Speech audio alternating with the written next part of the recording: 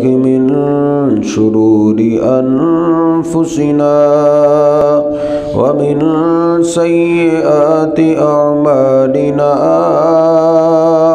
من يهده الله فلا مضل له ومن يضلله فلا هادي له أشهد أن لا إله إلا الله وحده لا شريك له وأشهد أن محمدًا عبده ورسوله اللهم صل على محمد وأزواجه وذريته كما صليت على آل إبراهيم وبارك على محمد وأزواجه وذريته كما باركت على آل إبراهيم إنك حميد مجيد رب اشرح لي صدري ويسر لي أمري واحلل عقدة من لساني يفقهوا قولي۔ بخاری شریف میں یہ حدیث پاک موجود ہے۔ حدیث کا نمبر ہے 6502۔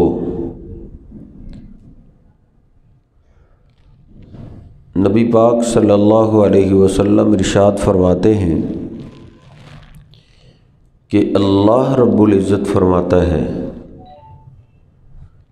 یعنی حدیث قدسی ہے، اللہ پاک فرماتا ہے من عادى لی ولیا فقد آذنتہ بالحرب، کہ جو آدمی میرے کسی دوست سے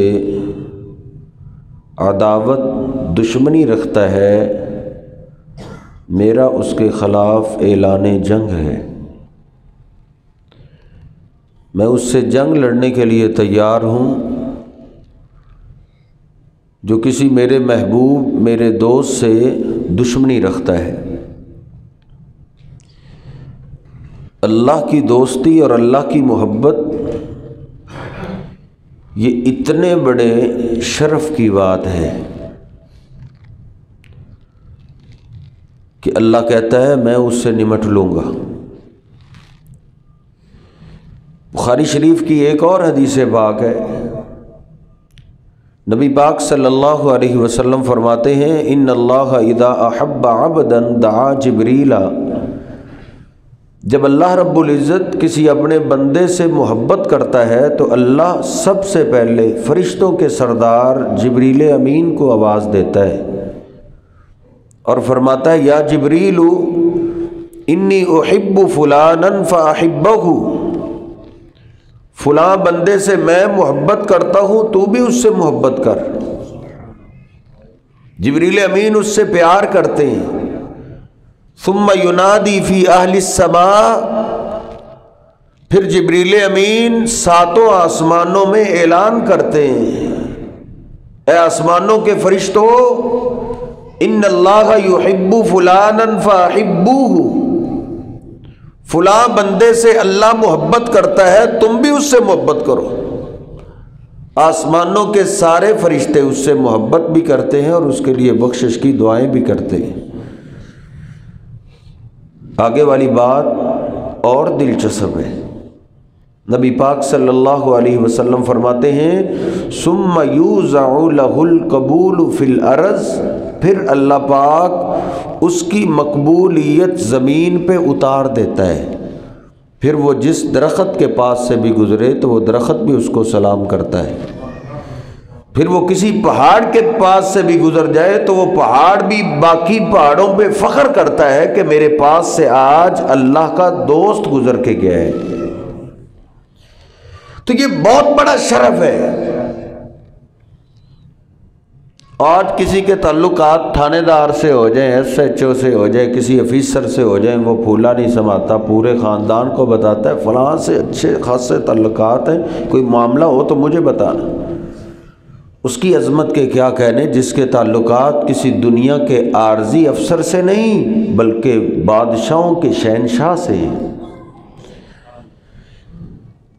شوق پیدا ہو جاتا ہے یہ حدیث پڑھتے ہوئے کہ اللہ کی دوستی کو تو پھر حاصل کرنا چاہیے۔ اللہ کی محبت پھر کیسے مل سکتی ہے؟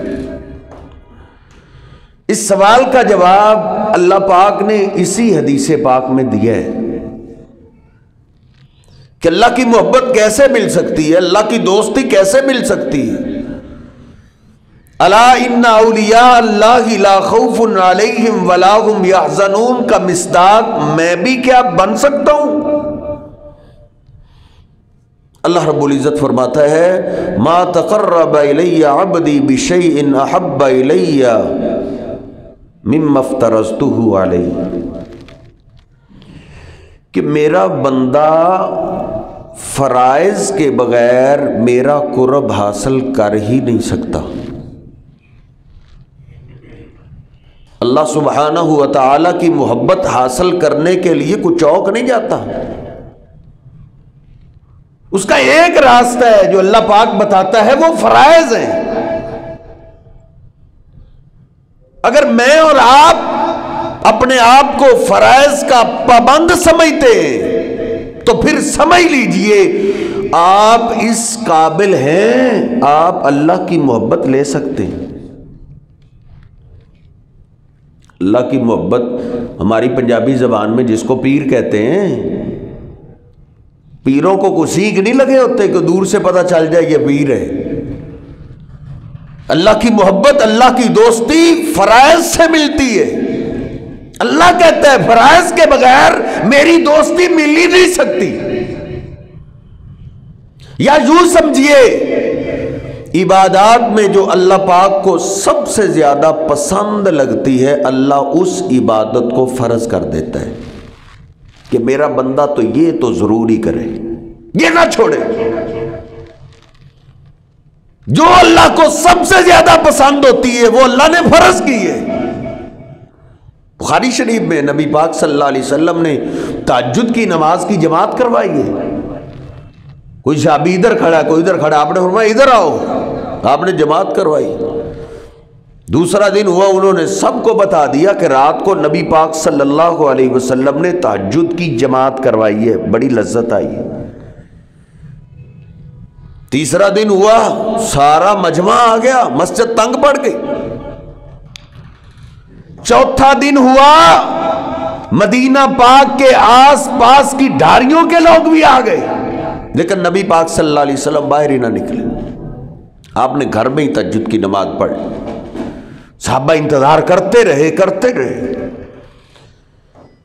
حتیٰ کہ سحری کا خطرہ پڑا تو صحابہ پھر اپنی اپنی پڑھ کے گھروں کو دوڑے، سحری کر کے مسجد میں فجر کی نماز کے لیے آئے کہ خیر ہو جائے، نبی پاک صلی اللہ علیہ وسلم فجر کے لیے تو ضرور نکلیں گے۔ آپ آئے، آپ نے فجر کی نماز پڑھائی۔ فجر کے بعد آپ نے خطبہ ارشاد فرمایا، آپ نے فرمایا او میرے صحابہ، تمہارا آنا مجھ پہ مخفی نہیں تھا، یہ پتہ چل گیا تھا تم آ چکے ہو، تم تہجد کی نماز کے لیے میرا انتظار کر رہے ہو، مجھے پتہ چل گیا تھا، جان بوجھ کے نہیں آیا۔ اللہ کے رسول آپ کیوں نہیں آئے؟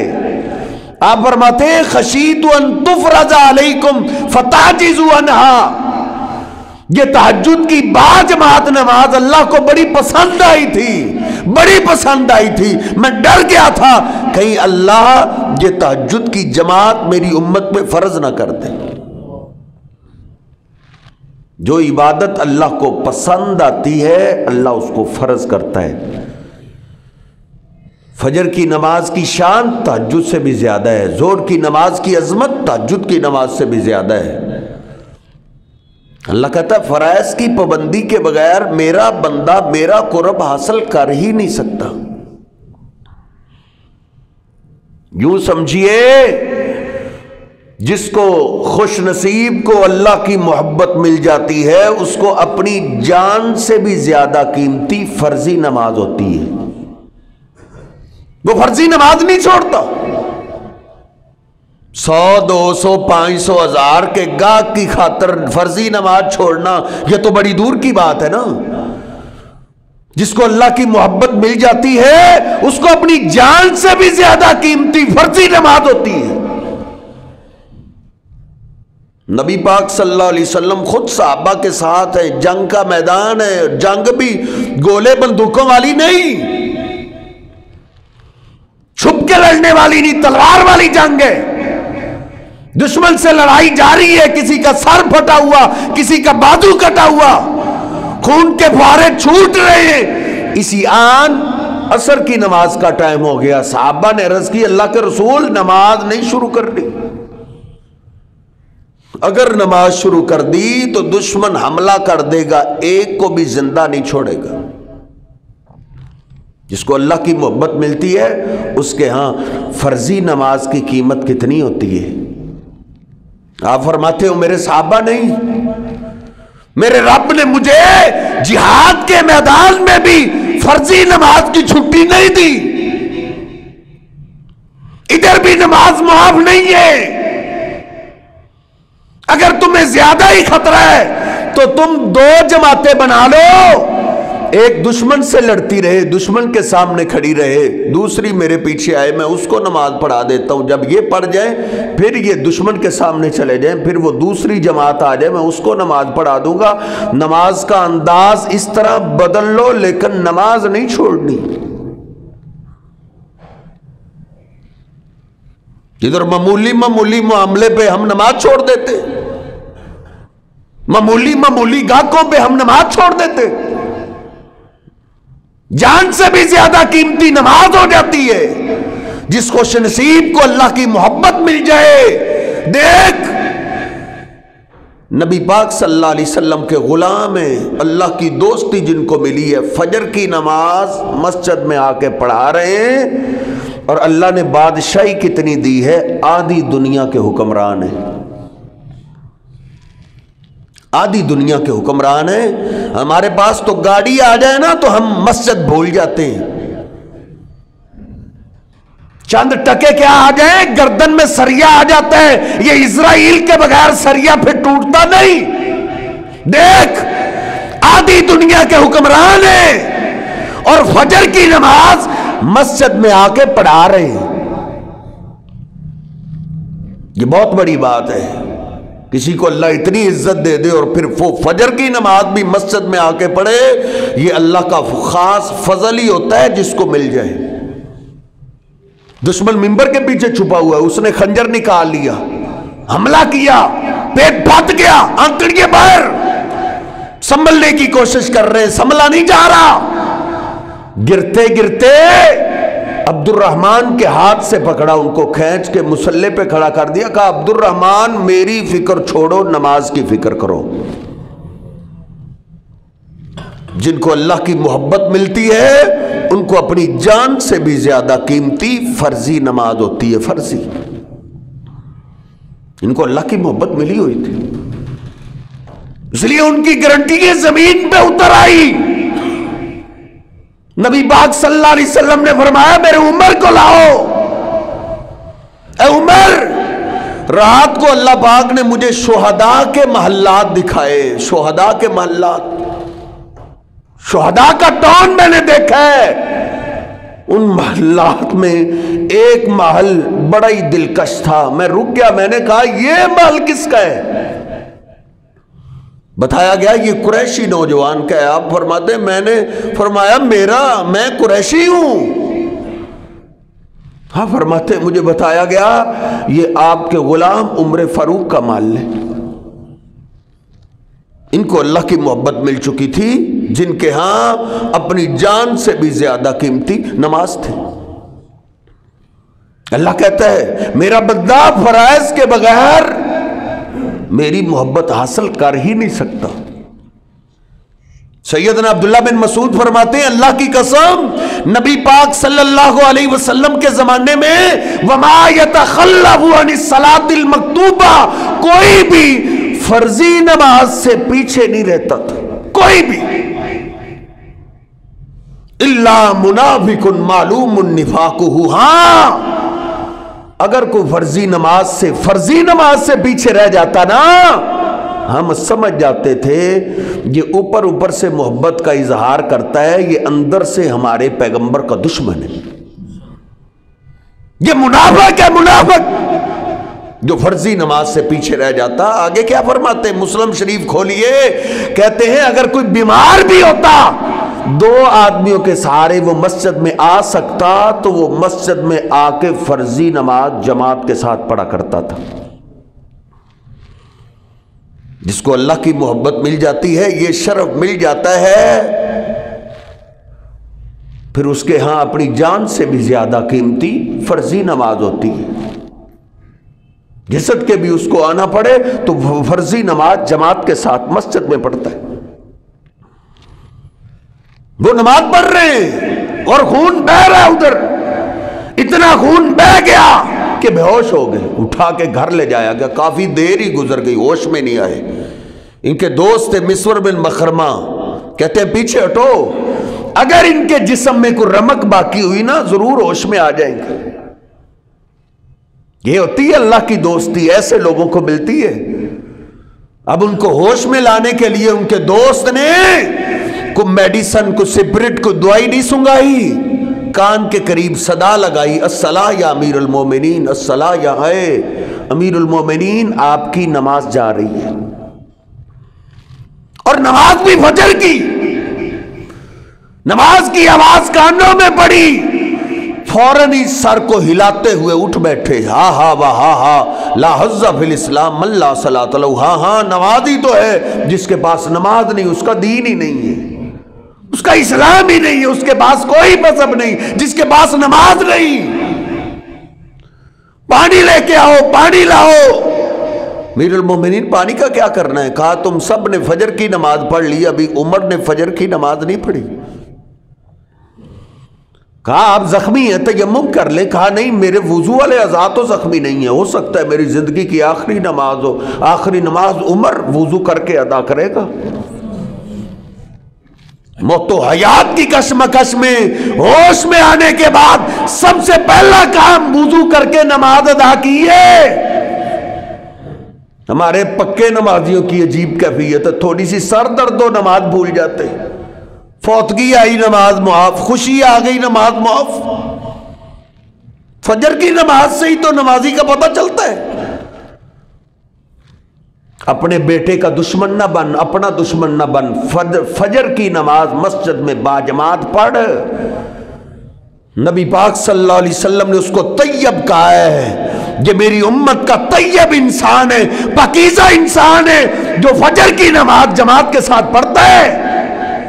اور اس کے مقابلے میں جو فجر کی نماز بستر پہ گزار دے، بخاری شریف میں نے 2 جگہ پڑھا ہے، نبی پاک صلی اللہ علیہ وسلم فرماتے ہیں جو فجر کی نماز نہیں پڑھتا جماعت کے ساتھ بستر پہ گزار دیتا ہے، آپ فرماتے ہیں یہ میری امت کا خبیث انسان ہے۔ یہ خبیث عربی کا لفظ ہے، میرے محبوب پیغمبر نے فرمایا اصبح خبیث النفسی، یہ میری امت کا خبیث انسان ہے جس کی فجر کی نماز بستر پہ گزرتی ہے۔ اور خباثت یہ شیاطین کی خوراک ہے۔ ہم واش روم جانے کے لیے کیا دعا پڑھتے ہیں؟ اللہم انی اعوذ بک من الخبث والخبائث، اے اللہ خبیث جنوں اور خبیث جننیوں سے میں تیری پناہ میں جاتا ہوں۔ خباثت شیاطین کی خوراک ہے، بچا لے اپنے آپ کو، اپنے بیٹے کو اس خباثت سے، وگرنہ شیطان تجھے بھی شکار کر سکتا ہے، تیرے بیٹے کو بھی، اور پھر تجھ سے ایسا بھیانک جرم بھی وہ شیطان کروا سکتا ہے، آخرت تو آخرت رہی، تیری دنیا بھی برباد ہو جائے گی۔ جیلوں میں جا کے دیکھو، اللہ کی قسم لوگ ٹکرے مارتے ہیں، کہتے مولوی صاحب 3-4 منٹ کی بے صبری نے میری دنیا بھی برباد کر دی۔ इब्लीस ऐसे घिनौने जुर्म भी करवा लेगा, इसलिए फराइज का पाबंद बन जा, अल्लाह की दोस्ती तुझे मिल जाएगी। अल्लाह फरमाता है फराइज के बगैर मेरी मोहब्बत नहीं मिल सकती। और तीसरी बात अल्लाह फरमाता है वमा ज़ाला अब्दी यतक़र्रबु इलैया बिन्नवाफिली, फराइज की पाबंदी के बाद नफली नमाज के जरिए मेरा बंदा मेरे करीब होता जाता है, मेरे करीब होता जाता है, करीब होता जाता है। यानी यूं समझिए फराइज की आपने पाबंदी की, पहली सीढ़ी पे आपका कदम आ गया, अल्लाह की मोहब्बत वाली सीढ़ी आपको मिल चुकी है। अब जैसे नवाफल नफली नमाज आप पढ़ते जाएंगे अल्लाह के करीब होते जाएंगे, होते जाएंगे। अल्लाह फरमाता है हत्ता उहिब्बहु, हत्ता कि ये मेरे इतना करीब हो जाता है कि मैं खुद इससे मोहब्बत शुरू कर देता हूँ, फिर वो अल्लाह का महबूब बन जाता है। और अगली हदीस का मफहूम ये है मेरा वो इतना महबूब बन जाता है, फिर ये जैसे कहता जाता है मैं वैसे करता जाता हूं। उधर सफर करने में हमारे अंदर देर है, अल्लाह के मानने में कोई देर नहीं। अल्लाह कहता तू एक बलिश्ता, मैं पूरा बाजू तेरी तरफ आऊंगा, तू मेरी तरफ पैदल चल के आ। अल्लाह कहता मैं तेरी तरफ दौड़ के जाऊंगा। नवाफल से मोहब्बत और प्यार कीजिए, फजर की सुनते, जोर की सुनते, असर की सुनते, मगरब की सुनते, इशा की सुनते, कम अज कम इन नवाफल की तो पाबंदी होनी चाहिए ना।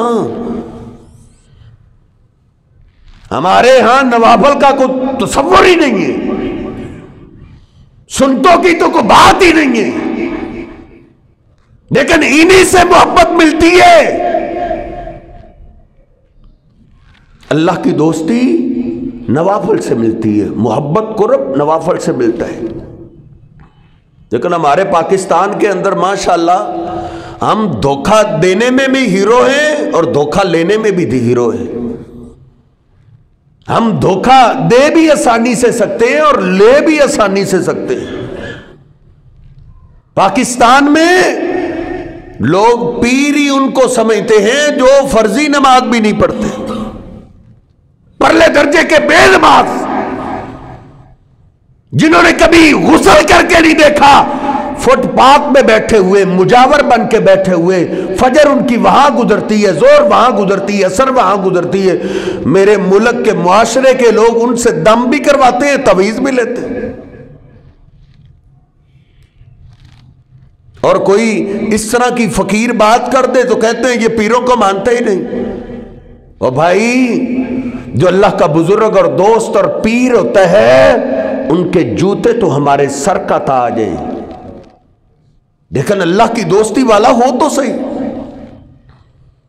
कसूर के इलाके में एक पीर पकड़ा गया है जिसके पास दम करवाने वालों की लाइनें लगी होती थी।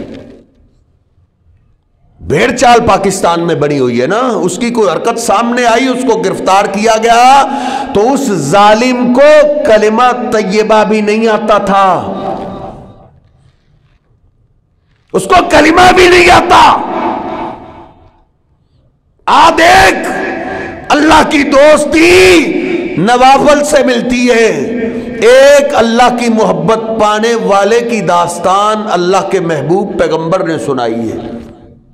किसी के बारे में मैं कहूं मुझे भी गलती लग सकती है, आप फरमा दो आपको भी गलती लग सकती है, लेकिन जिसकी वलायत और अल्लाह की दोस्ती के बारे में अल्लाह के महबूब पैगंबर बता दे वो तो बात गलत नहीं ना हो सकती।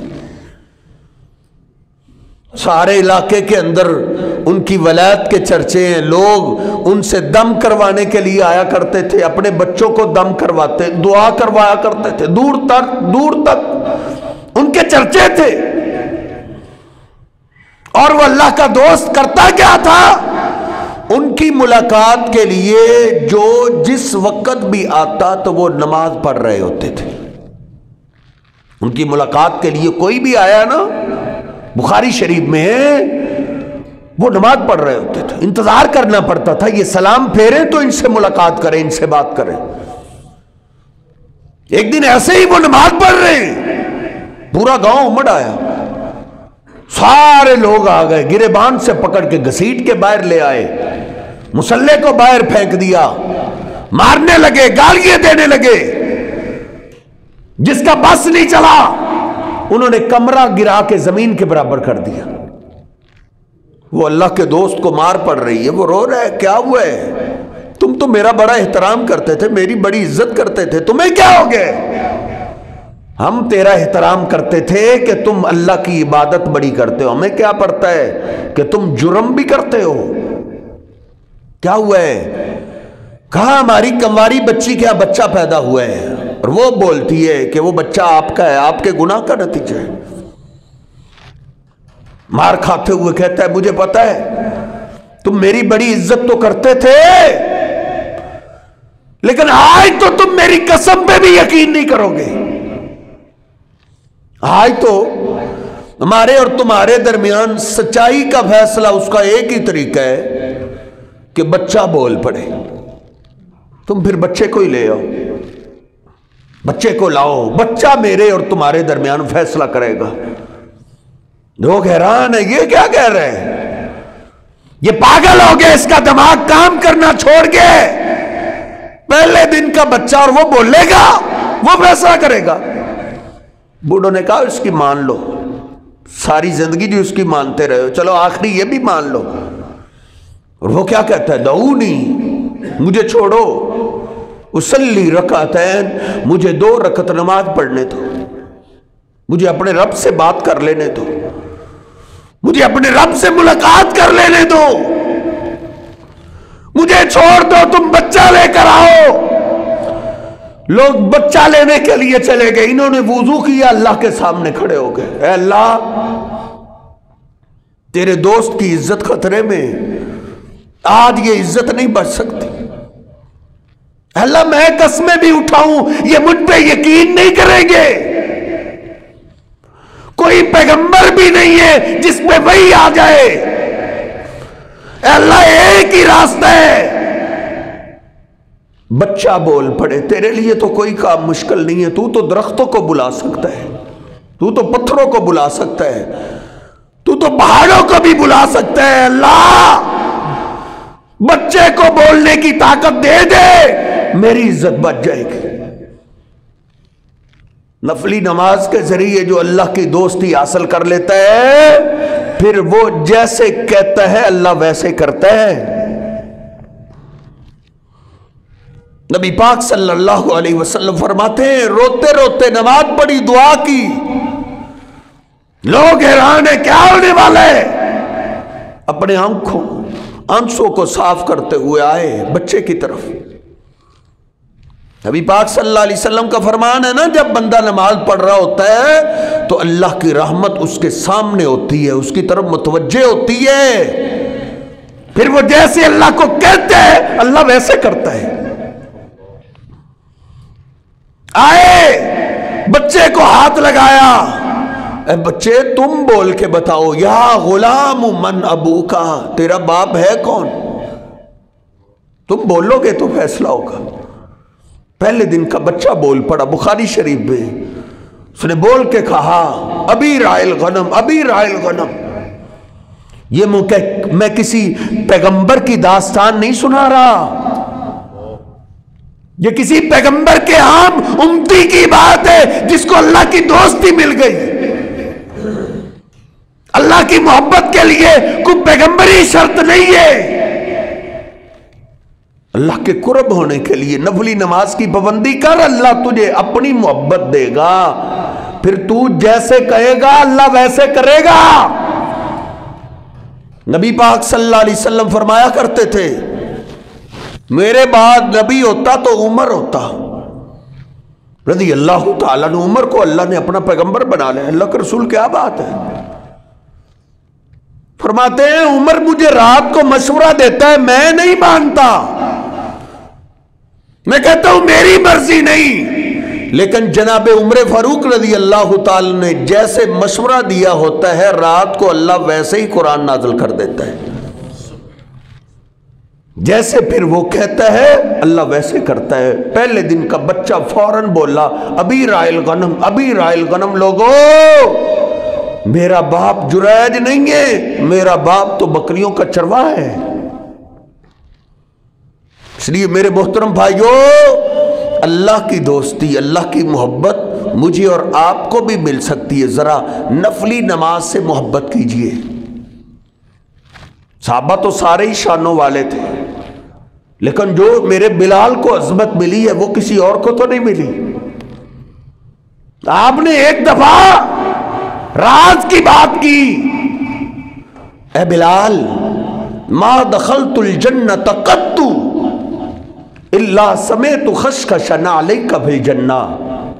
بلال اللہ نے مجھے جنت ایک دفعہ نہیں دکھائی، کئی دفعہ دیکھی، صرف معراج کی رات ہی نہیں کئی دفعہ دیکھی ہے۔ اے بلال جتنی دفعہ بھی میں جنت میں گیا ہوں تیرے قدموں کی آواز جنت میں میرے آگے آگے آتی ہے۔ اور بخاری کے الفاظ ہیں، آپ نے فرمایا اخبرنی بارجع عمل، اے بلال مجھے بھی وہ عمل بتا دو جس کی وجہ سے اللہ نے تجھے یہ مقام دیے، مجھے بھی بتا دو تم کیا کرتے ہو، کیا عمل کرتے ہو۔ وہ شان جو جناب صدیق و فاروق کو بھی نہیں ملی وہ اللہ نے تجھے شان دی ہے، تم کرتے کیا ہو۔ سیدنا بلال کی آنکھوں میں آنسو، عرض کرتے اللہ کے رسول آپ کی غلامی کرتے ہیں، آپ کی خدمت کرتے ہیں، عبادات اسی طرح ہے جس طرح باقی کرتے ہیں، کوئی خاص؟ ہاں اللہ کے رسول ایک خاص عمل ضرور ہے، ما احدثت قط الا توضأت وصلیت رکعتین۔ اللہ کے رسول جب بھی میں بے وضو ہوتا ہوں میں فوراً وضو بناتا ہوں، میں بے وضو نہیں رہتا۔ جب وضو ٹوٹ جاتا ہے فوراً وضو بناتا ہوں اور وضو کے بعد 2 نفلی رکعتیں ضرور پڑھتا ہوں۔ 2 رکعتیں میری زندگی کا معمول ہے، جب میں نے وضو کرنا ہے 2 رکعت نفلی نماز ضرور ادا کرنی ہے۔ آپ نے فرمایا ذاک العمل، ذاک العمل، او بلال یہی عمل ہے، تم چلتے زمین پہ ہو تیرے قدموں کی آواز جنت میں آتی ہے۔ اللہ فرماتا ہے فرائض کی پابندی کے ذریعے کے بعد نفلی نماز کے ذریعے میرا بندہ میرے قریب ہوتا جاتا ہے، قریب ہوتا جاتا ہے، حتیٰ احبہ، حتیٰ کہ میں اپنے بندے سے محبت شروع کر دیتا ہوں۔ اس لیے نفلی نماز کو ٹارگٹ بنائیں، بات ختم ہو گئی۔ نفلی نماز کو ٹارگٹ بنائیں، فجر کی نماز فرض ٹارگٹ نہیں، فرضی فجر کے دو فرض ہیں، ٹارگٹ 2 فرض نہیں، ٹارگٹ 2 فرضوں سے پہلے 2 سنتے ہیں، 2 سنتوں کو ٹارگٹ بناؤ کہ میں نے فرضوں سے پہلے سنتے پڑھنی۔ نبی پاک صلی اللہ علیہ وسلم کے زمانے میں کوئی بھی صحابی نہیں تھا جس طرح ہماری روٹین ہے نا پکے نمازیوں کی، سنتے بعد میں ہی پڑھنی۔ کوئی اٹھا بھی رہا ہے، الارم بج بھی رہا ہے، اٹھتا ہوں، اٹھ جاتا ہوں 10-15 منٹ اٹھنے پہ لگا دیتے ہیں۔ نبی پاک صلی اللہ علیہ وسلم کے زمانے میں کوئی صحابی بھی عادی نہیں تھا کہ فجر کی سنتے بعد میں ہی پڑھنی، سب پہلے پڑھتے تھے۔ ہاں مجھے صرف ایک مثال ملی ہے، صرف ایک مثال، اور وہ بھی میں کہتا ہوں شاید وہ ہمارے لیے اللہ نے مثال بنانی تھی۔ صرف ایک مثال ملی ہے، وہ بھی فرضوں کے بعد اس نے سنتے شروع کر دی۔ نبی پاک صلی اللہ علیہ وسلم صحابہ کو سنتوں پہ ڈانٹا کرتے تھے، نفلی نماز پہ ڈانٹا کرتے تھے۔ آپ چلتے چلتے پاس چلے گئے، آپ نے فرمایا فجر کے 4 فرض ہوتے ہیں، 2 تو آپ نے ہمارے ساتھ پڑھے، 2 تم نے پھر شروع کر دیے۔ عرض کرتا اللہ کے رسول یہ فرض نہیں ہے، آج میری 2 سنتے رہ گئی تھی، وہ اس لیے میں اب پڑھ رہا ہوں۔ नबी पाक सल्लल्लाहु अलैहि वसल्लम के ज़माने का एक सहाबी है जिसकी फजर की सुनते रह गई थी और आपने उसको किस अंदाज में डांटा है, इसके अलावा कोई मिसाल नहीं मिली कि किसी सहाबी की फजर की सुनते रह गई। इसलिए नमाज़ों का अपने आप को मैं भी पाबंद बनाऊँ, आप भी पाबंद बनाएं। इस मामले में बड़ी कमज़ोरियाँ, बड़ी कमियाँ, कोताहियाँ हैं। तो बुखारी शरीफ की ये हदीस पाक याद कर लीजिए। 3 इसके पहलू हैं। अल्लाह फरमाता है जो मेरे किसी दोस्त से दुश्मनी रखता है मेरा उसके ख़िलाफ़ ऐलाने जंग है। दूसरी अल्लाह फरमाता है कि मेरा बंदा फ़राइज़ के बग़ैर मेरी मोहब्बत हासिल कर ही नहीं सकता।